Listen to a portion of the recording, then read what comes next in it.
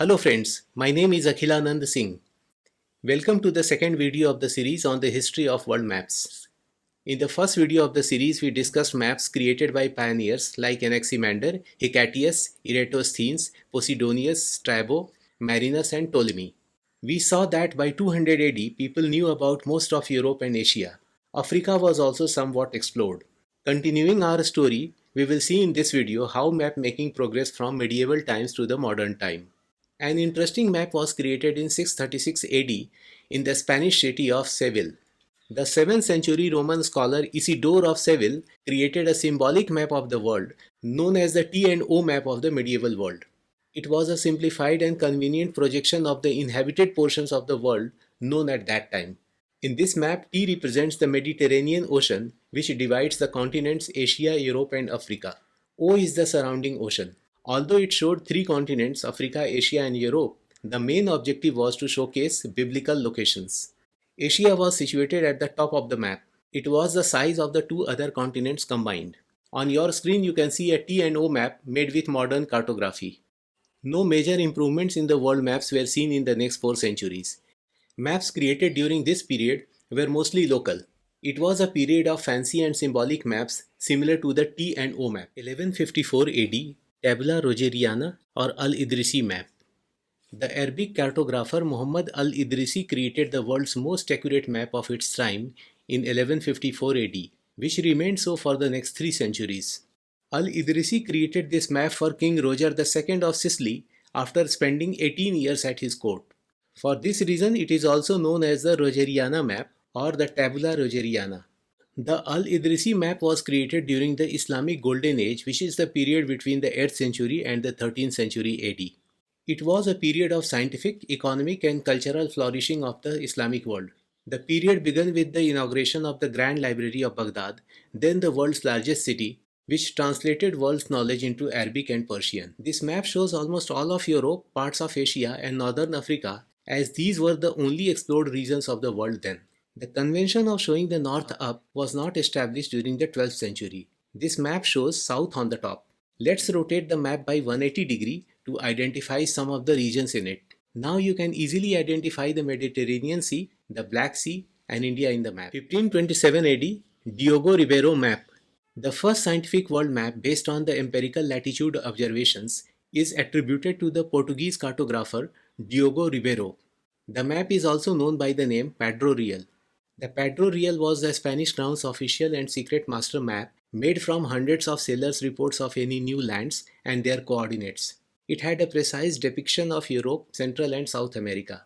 It was carried on all Spanish ships during the 16th century. The Padro Real was updated after return of major expeditions.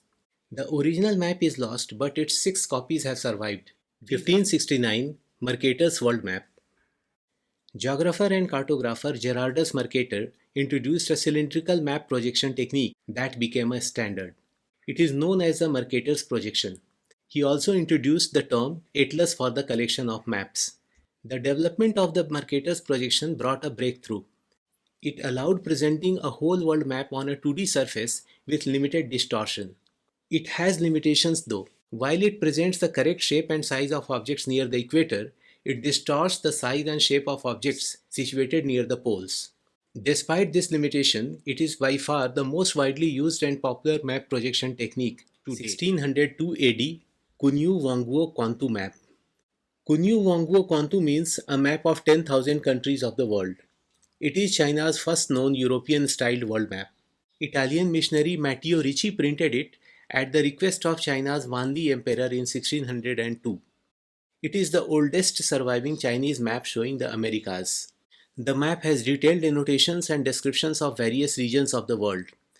The annotations include a brief account of discovery of Americas, polar projections, scientific explanation of parallels and meridians, and proof that the sun is bigger than the moon. This map was also exported to Korea and Japan. This map also has 4 depictions on the 4 corners. On the top left is the map of the northern hemisphere and the solar and lunar eclipse chart. On the top right is the 7th heaven chart. On the bottom left is the map of the southern hemisphere, and on the bottom right is the armillary sphere, which is an ancient astronomical sighting instrument. The map covers 5 continents and 4 oceans. The continents include Europe, Africa, South America, North America, Asia, and Antarctica. Oceans are Atlantic, Pacific Ocean, Indian Ocean, and Arctic Ocean. The map does not include Australia. 1630 AD Hydrographica Tabula. Hydrographica Tabula is the map of the world created by Hendrik Hondius in 1630 and published the following year in Amsterdam.